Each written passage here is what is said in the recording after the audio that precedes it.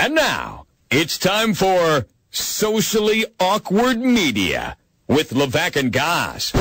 Awkward on 104.5 The Team. Just tried the flower power right here in the Berkshire Bank Pavilion as we get ready for.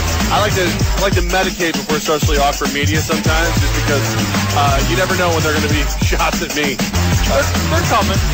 You and I, they're both coming a little bit. All right, remember, Socially Awkward Media, you tweeted us at @BJeffLevac, @TomGoss, TOMGOZZ, or at 104.5 The Team. You go to our Facebooks, you email us, whatever it is. And if we deem it funny, insulting, or just worthy of being repeated, we'll do it right here on the show at Socially Awkward Media. We lead it off with Michelle. Michelle wrote in, with all the fights this week involving the New York Giants, I hope they have the same passion on the field during the season. I believe they will. I think this is just, you heard Byron Hunt say it, you heard Jordan Rana. These guys have been waiting to hit somebody since January. And now they're in full pads for the last couple days. It'll simmer down, and more importantly, they'll redirect it at other teams. 7 months waiting to hit somebody, that's right. You're just willing and cannot wait to do it. The passion for football is definitely there for the guys when you're going with long practices in the sun, moving, flying around. They're getting paid, but we know from every pro athlete they say the games are for free. This is what's really hard about it. Byron went through it yesterday. It used to be 3-4 weeks of doubles. Those guys, I think the passion is going to be there for the Giants this season. Coach Will Brown tweeted into us this weekend. Coach Will Brown wrote, Bones Jones, the bad man. #UFC 214. Plays out the truth. Goes out there, gets it done against Daniel Cormier. And look, he just makes me sad. Just think about all the fights that he could have had, all the dominant performances that never happened, because instead of being in the octagon, he was, snorting coke and running from scenes of action. I wasn't here on Monday, so I didn't get a chance to listen to you and Woods talk about the fight. Would you say it's maybe one of the more impressive victories in his career because of the layoff, the caliber of fighter he was taking on, the pressure that he was under, and all of that? Yeah, I would definitely say it was impressive. I think when you get right down to it, you saw him realize as the fight was going on how good he still is. I think there was some doubt in him, and that went away as the fight went on. And it leads to this question from Jason. Jason wrote in, am I the only one that isn't really thrilled by the idea of John Bones Jones versus Brock Lesnar? Yeah, you are. No, I think it's like, look, man, the more I think about it, it's a little silly, because it's 40 pounds weight difference. This sport was built on fights like that. Mismatches, craziness, who knows what's going to happen. Hoist racing, getting beat up until you finally get a hold of your wrist or your ankle and making you tap out.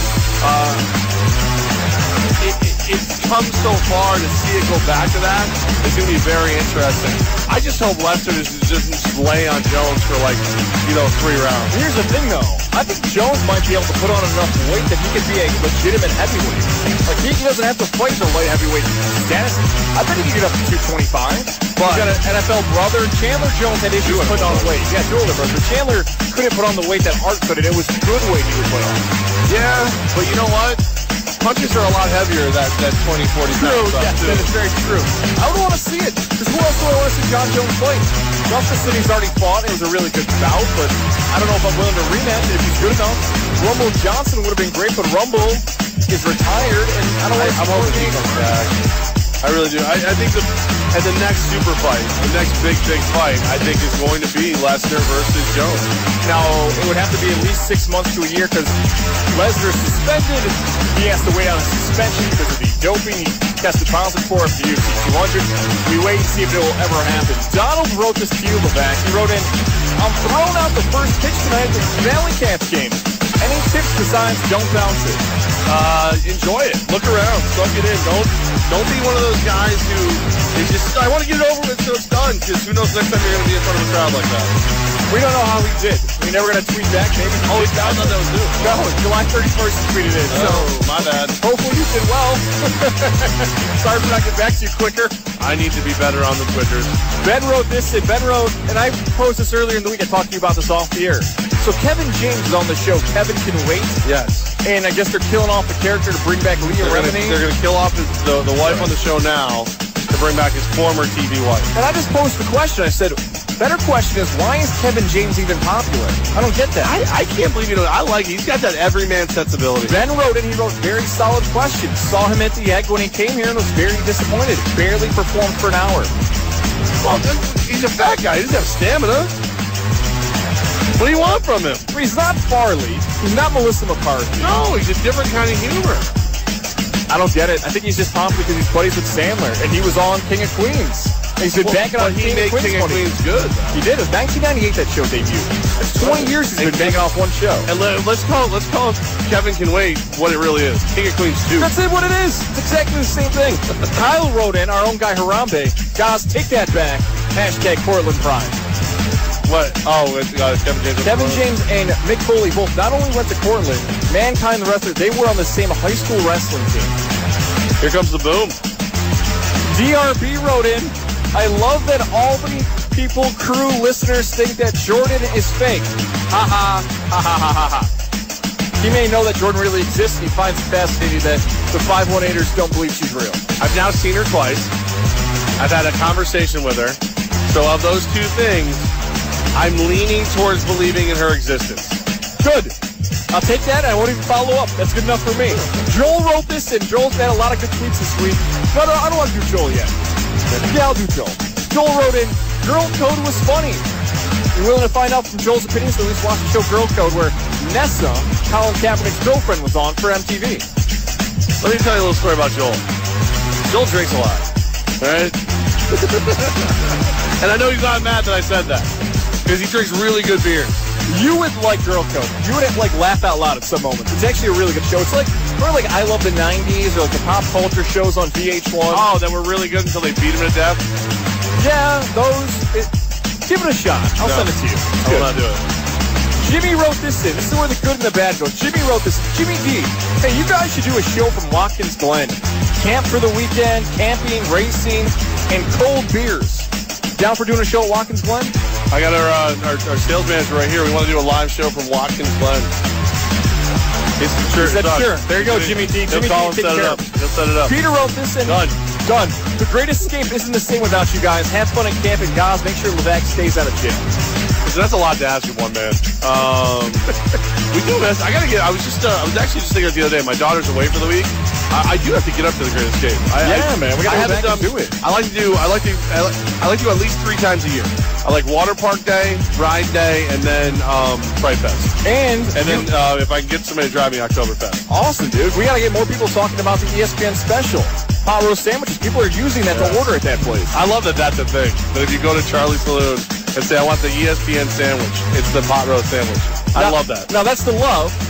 Here's the hate. You and I took a video on Facebook Live yesterday talking about our great camp experience.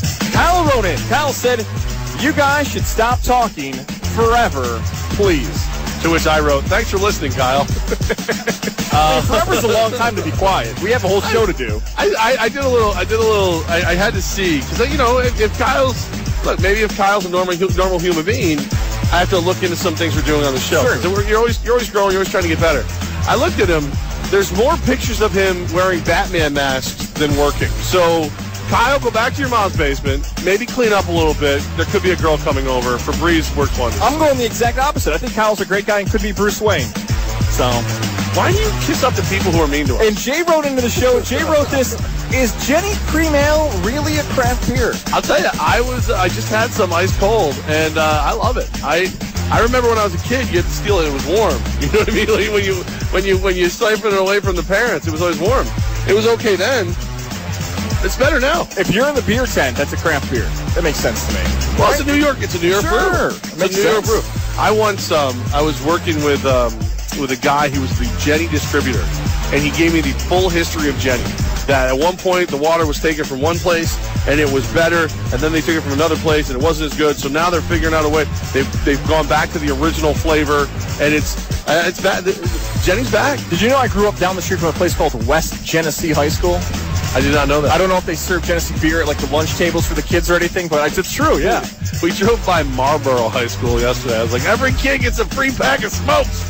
There were about 5 other trips of kids on the air, too. We were ripping through them yesterday.